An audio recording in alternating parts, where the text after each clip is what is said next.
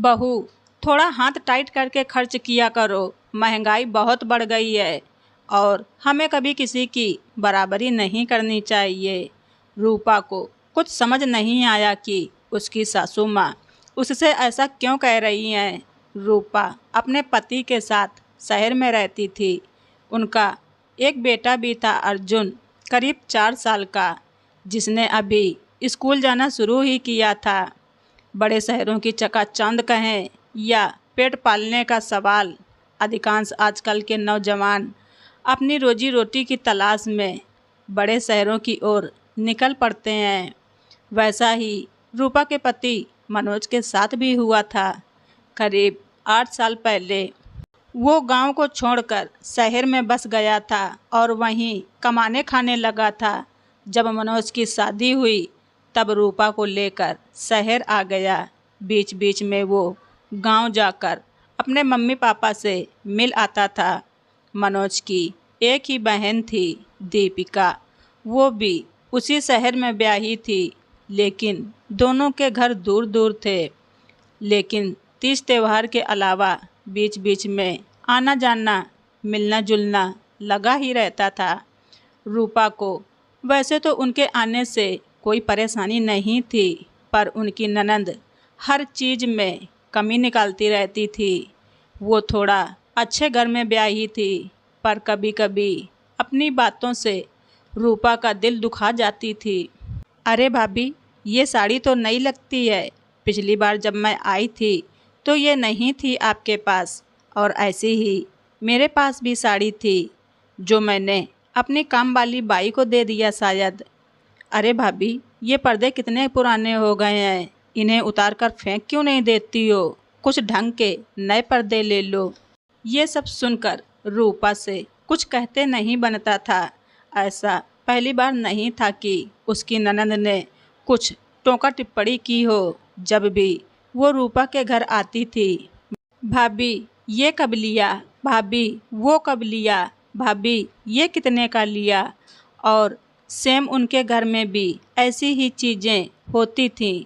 और कुछ नहीं तो क्यों ये सब फालतू में कूड़ा जमा करके रखा है, फेंको इसको। रूपा मन मार कर रह जाती थी। माना वो अपनी ननंद की बराबरी की नहीं थी, पर जितना था उतने में ही वो खुश रहती थी।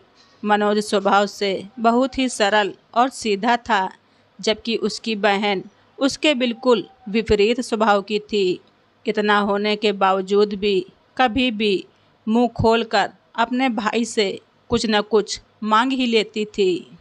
मनोज और रूपा लिहाज की वजह से और बड़ी बहन होने के नाते उनसे कुछ नहीं कह पाते थे, लेकिन बड़े शहर में महंगाई की वजह से उन्हें कई बार बहुत सी चीज़ों में कटौती करनी पड़ती थी। इसलिए वो अपना हाथ खींच खींच कर ही चलते थे। अभी फ़िलहाल कुछ दिनों से रूपा की सासू माँ आई हुई थीं। उनकी बेटी दीपिका की ननंद की शादी थी। अचानक बातों बातों में उनकी सासू माँ का यूँ बराबरी करने वाली बात रूपा को थोड़ी सी अखर सी गई। वो सोच में पड़ गई, उन्होंने ऐसा क्यों कहा? अरे बहू, ये कब तो महंगे लगते हैं, शहर में पैसे बचाना सीखो। मम्मी जी, वो दीदी, अरे उसको किस चीज़ की कमी है, लेकिन जिसकी जितनी बड़ी चादर हो उसे उतने ही पैर फैलाने चाहिए। रूपा कहने वाली थी कि उसकी ननंद उसके यहाँ जब भी आती हैं वो हमेशा कहती हैं, कोई बढ़िया सा टी शर्ट खरीद लो, नंदोई जी को सस्ते कप में चाय मत दिया करो। तभी फ़ोन आ जाता है, मम्मी भाभी से कहना कल कुछ अच्छा सा पहन कर रहें और आप भी अच्छे से तैयार रहना। पर बेटा बात क्या है, भला बताएगी भी? मम्मी, कल मैं, मेरी सास और मेरी ननंद और आपके दामाद, हम सब शादी की शॉपिंग के लिए मार्केट जा रहे हैं, जो आपके घर के पास में है। हो सकता है कल हम सभी लोग आपके घर आएँ तो आप बढ़िया सा नाश्ता और खाने का इंतज़ाम करवा के रखना, और खाने में कुछ अच्छा जैसे पनीर पुलाव ये सब भाभी से कहकर बनवा लेना। भाभी को कहना कोई अच्छा सा बर्तन सेट निकाल लें और घर को ठीक ठाक करके रखें। और सुनो माँ, मेरी सास और ननंद पहली बार आ रही हैं तो बढ़िया सूट और साड़ी देकर विदाई देना, नहीं तो मेरी नाक कट जाएगी।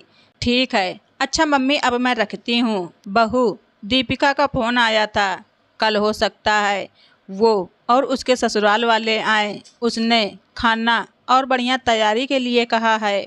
रूपा के माथे पर चिंता की लकीरें उभर आईं। जी मम्मी जी। सुनिए, घर थोड़ा जल्दी आ जाइएगा, रूपा ने फ़ोन करके मनोज को कहा। क्या हुआ रूपा, क्या बात है? कल दीदी आ रही हैं, अभी तो महीना ही शुरू हुआ है। दीदी और उनके ससुराल वालों के आओ भगत में बहुत पैसे खर्च हो जाएंगे। फिर महीने के बाकी दिन मैं रसोई का बजट कैसे संभालूंगी, मुझे समझ नहीं आ रहा। और भी तो खर्चे हैं, शादी भी है, वहाँ भी खर्चा ही होगा। तुम चिंता मत करो, मनोज ने कहा। मध्यम वर्गीय परिवार की एक खासियत होती है, उनके पास हुनर और जुगाड़ दोनों ही होते हैं। तभी अचानक से रूपा बोल पड़ी। नई चादर और टेबल कवर तो हैं। याद है जब अर्जुन नहीं हुआ था तब मैं फैब्रिक पेंट लेकर बनाया करती थी, और आज मैं साफ सफाई भी कर लेती हूँ। पर बर्तन सेट, मनोज ने कहा। वो भी हैं जो मैं हर साल दिवाली में कुछ ना कुछ छोटा मोटा बर्तन लेकर रख देती थी। रूपा की सास सब सुन रही थी। कितनी मेहनत और शिद्दत के साथ सब तैयारी बहू बेटे कर रहे हैं। शायद अब उनको सब कुछ समझ में आ रहा था। बहू, तू परेशान मत हो, हम दोनों सब संभाल लेंगे। और कोई ज़रूरत नहीं है बाहर से कुछ भी महंगा मंगाने की। कम पैसे में भी बहुत सारी चीज़ें बहुत अच्छे से बन जाती हैं। जिसकी जितनी चादर हो उतने ही पैर फैलाने चाहिए। रूपा और उसकी सास ने मिलकर जो घर में था उससे ही बहुत अच्छी तैयारी कर ली। मम्मी जी, अगर आप बुरा न माने तो आप जो मेरे लिए सूट लाई हैं वो मैं दीपिका दीदी की ननंद को दे दूं तो? हाँ, क्यों नहीं, मैं सब समझती हूँ बेटा। मुझे गर्व है तुझ पर, जो मुझे इतनी समझदार बहू मिली है। और तू दीपिका की सास की चिंता मत कर, वो बहुत ही सुलझी हुई महिला है। तभी तो हमारे घर का सादा रहन सहन देखकर दीपिका को पसंद किया था। सारी तैयारियां हो जाती हैं। फिर अगले दिन, वाह समदन जी, ये मटरी तो बहुत स्वादिष्ट बनाया है आपने। बहू ने बनाया है। दीपिका ने उठती हुई एक नज़र कमरे में डाली। चलो, मेरी इज्जत रह गई।